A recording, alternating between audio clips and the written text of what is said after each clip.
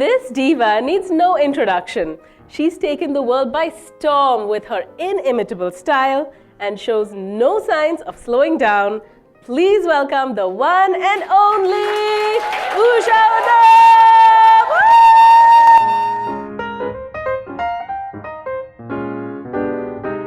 Namaskaram, Sat Sri Akal, Salaam Alaikum to all you lovely people. And let me start the interview now. Oh, I knew this would happen. I just knew it. You know, I am just so amazed at this fantastic opportunity that I get to be with you and with these amazing people. Where have you been in the past month? What's your month like? I've been all over India. It would be interesting to think how many ceilings I have seen. Yeah, and how many pillows I've slept with. Yeah, really, and how many beds No, I need to talk because you may not have a question about that for me. So I was hoping that you would ask me, but maybe you don't have that question. Just go for it. I'm just going to go down. No, about how, yeah, we can actually. About how my, husbands help and everybody asks me, how does he, without a good family support, it's impossible for you, as all of us would agree, you can't get anywhere in life, truly. And I'm so grateful that I have a family that has supported me right through marvelously, and a husband who's allowed me to grow. And when they ask me, so how does your husband help? I always have to say, by not helping. Do I get a hand for him?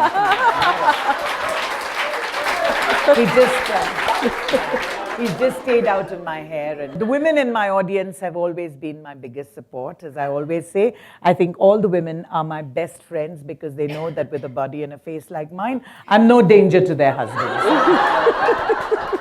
Go ahead. Now you're allowed to ask me. So you are Didi to everyone, but when you were a little girl of your family. You have a younger sister, but you have a lot of older sisters. So you were like the little girl in your family.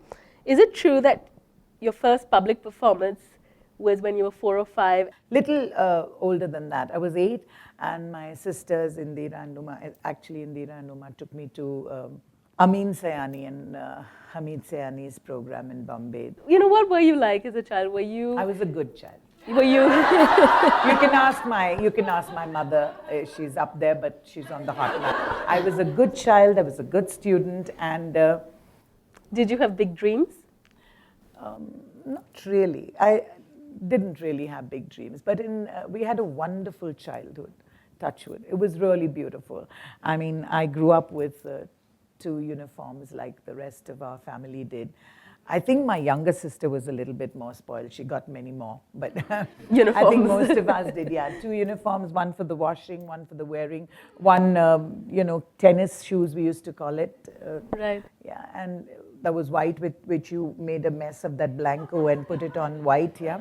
So I had truly a wonderful childhood. And wasn't it was it a musical family? Completely musical. My mother had a beautiful voice, really beautiful voice. And of course my father said that he met my mother and asked in song whether, should I reveal exactly how I feel? Should I confess? I love you. Yeah. And I believe my mother said yes. And lovely voices both of them had. I come from a very, very musical family. Very early in my life, my dreams were even if I had started the dream, it would have been shattered because Miss Davidson, my music teacher, threw me out of class. Right. And she said that she couldn't fit me anywhere in the choir, though they did know that I had music in me, so they kept me giving me the clappers and the triangle to play. And that was it, yeah. But I didn't have big dreams of becoming a singer. But however, 40, 50 years later, you have performed in front of royalty, nobility, Bollywood, in front of huge audience of thousands and thousands of people. I want to know what goes through your head right before you get on stage. I'm nervous, like I was nervous here as well. No way. Yes, I'm very nervous because for me, I learned very early in my life when I started singing in Madras in 1969 in a very small little nightclub in Madras. when I got the opportunity to sing over there, my aunt, who was the then director of tourism in Madras, we'd gone out for an evening, and she asked me whether I would just get up and sing with the band, and I did. And, I think now when I look back, I really do believe that that was one of the turning points in my life. When I heard the applause from the audience, I think there is no bigger nasha for me, no bigger intoxication than to know that people love you. And truly, that's remained with me all my life. So my dreams keep changing, but much in the same direction of love, wanting to be loved, wanting to be accepted. And truly, I think that's the biggest thing in my life, really. Usha, you got your big break in the 60s while singing at a nightclub in Calcutta, right? That's right. But how did you do this in an era where there was a lot of stigma attached to doing Nightclubbing. Yeah. Yes, I know. And by then, of course, I had never imagined that I would get offers to sing or anything like that. It just snowballed all the time. Not snowballed. It just became bigger and bigger and bigger. And my first contract was in Madras. And at the end of the week, they gave me a payment of a sari, a Kanjivaram sari. But I was very, very happy. And it was also the first time that I traveled by plane. In Madras, after that, I got another offer to sing in a place called Hotel Savera, Golden Bowl. And while I was singing there, I got the big contract to sing in Bombay at the Ritz Hotel. And while I sang there, I got this amazing letter from Mr. Puri and Mr. Joshua from Calcutta, Trinkas. And they asked me to come and join them as a singer. And I think it was the time that people really wanted a change, I think. Because till then, it was always the prerogative of the so-called Anglo-Indian who would be singing in a nightclub. But I got this opportunity to sing. And as I always say it as a joke about the women being my biggest friends in the audience. But truly, I think it's because of the way I looked and the kind of music that I was singing and the fact that it was in a nightclub that this whole thing changed. Men started coming with their wives or other people's wives for the shows. So many other girls with names like Sunita and, would come up into a nightclub and people wouldn't bat an eyelid. But I'm glad it happened. I met my husband in the nightclub in Trinkas, and he was the one scandal I had. I married him. And he was working in a tea company. And he was in the audience, and after the show was over, he came up to me and he said, "Actually, you were super tonight." Whoa, that was rocking. And do I get a hand for that at least? Truly, it happened like that. And then he asked me, "Will you sing Matilda for me?" And I said, "Of course, I'll do anything." And so I rehearsed with the band and I said, I'm saying all these things to you because I want you to know that I come from a very, very middle class upbringing, and truly those values have really helped me all through my life. And I do know in our romance, I was always the person who was making the first move. Touch me, kiss me, hold me, money high. So this is for all the women over here. And all that Johnny could say, all that my husband could say, don't be silly. So it's like that, much like that even now. I'm sure all of you have the same story to say, but nobody's saying it for you, so I'm saying it for you. That I am with you. Don't expect all that because it's never going to happen. You have literally paved the way for all of us. Thank you. And I'm going to pave the way a little bit more because if you know the blueprint of your fight, every one of us, in fact, know that if we say this, this is going to be the reaction, and this is how you're going to fight, and this is how it's going. And then you'll cry. And my first big fight with my husband, as I said about my middle class upbringing, he came back from work. It must have been about 5 days after we were married. And I wanted so badly to be like my amma was for my appa, have the tea ready for him in the evening and everything. So I had this tray with the tea and everything, and I went and gave it to Johnny, and I said, how was your day tonight? He said, let me tell you in the beginning, I'm not that kind of person. I said, oh. I don't bring the work home and I don't take you to the work. I said, okay, fine. So that was dream number one, which was shattered because I wanted to do all those things, the girly things and all. And then it was 5 days after and had a huge big fight. So I walked off from home and walked round and round and round, every time looking back, hoping that he would be following. But no way, he didn't come after me. So quietly I went back to the house and... How many times have you done that? I really want to help so many ladies and so many women because it's so useless to go through all that. I got a chance to sing. Was that in your question? Sorry. In your list, yeah? About the first time I sang at the Oberoi Intercontinental in Delhi. There was the entire Navketan unit, Devanand Saab and R.D. Burman, who came to listen to me.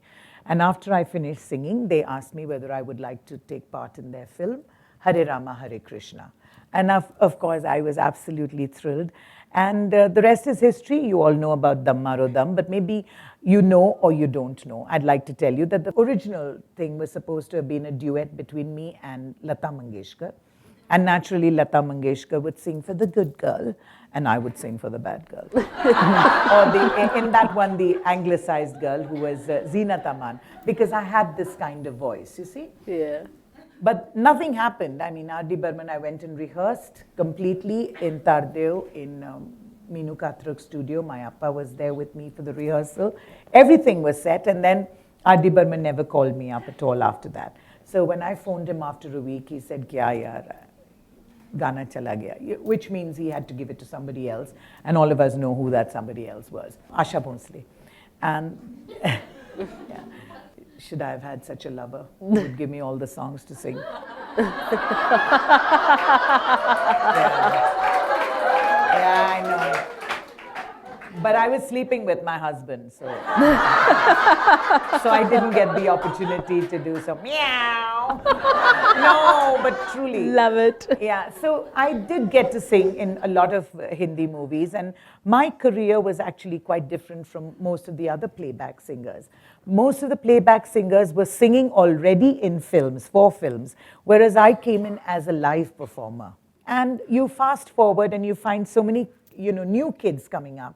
And I remember when Adnan Sami came and made such a huge big hit, or even Lucky Ali, just with one song. And they were charging like 13 lakhs or 14 lakhs for a show.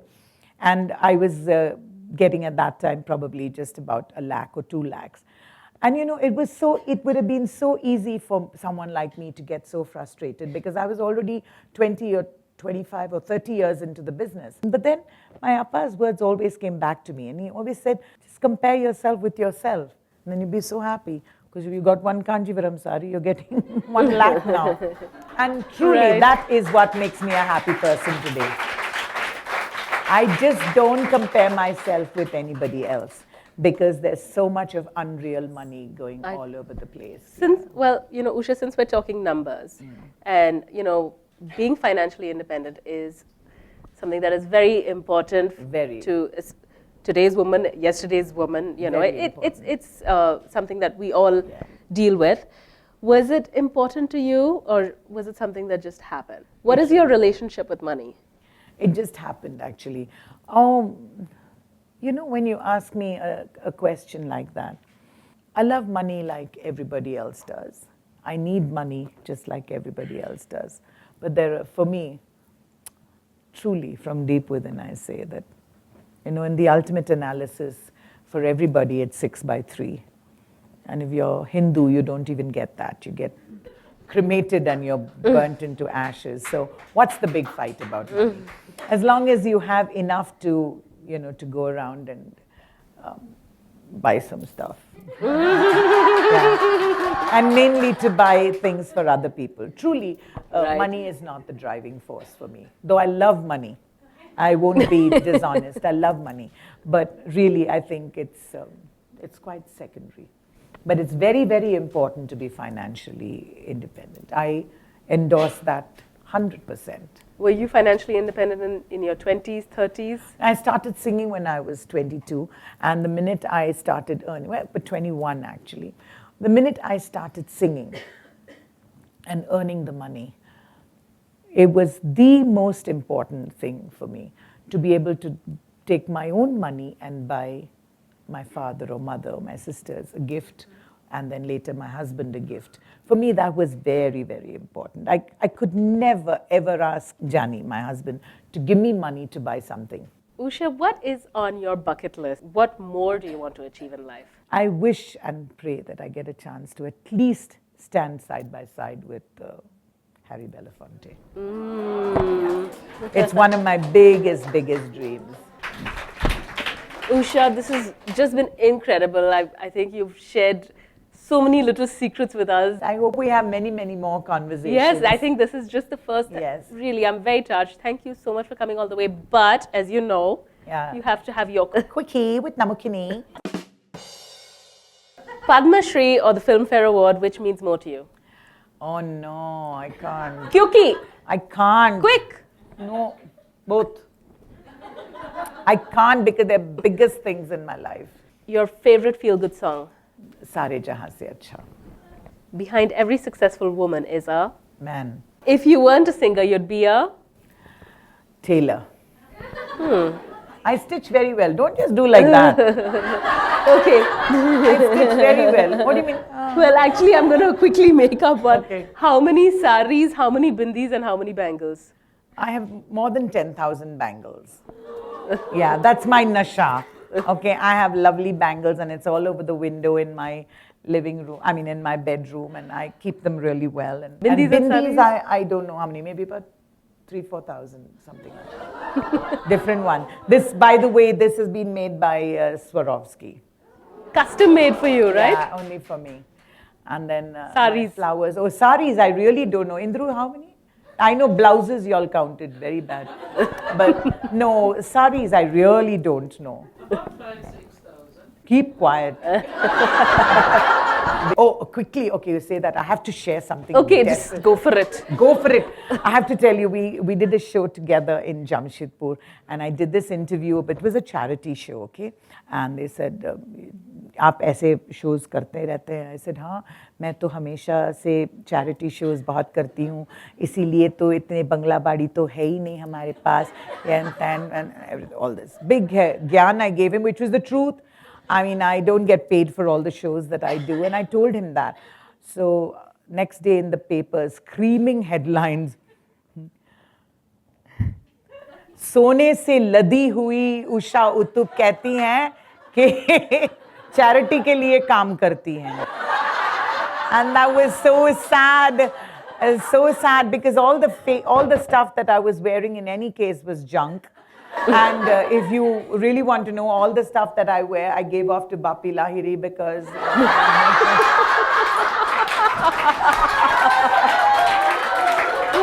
I only have this left, yeah. Okay, now you ask. Okay, back. Well, since we were on that topic, what do you wear at home? It's so bad to say this. Can I say one more quickly? Okay. And remind me of the question you asked.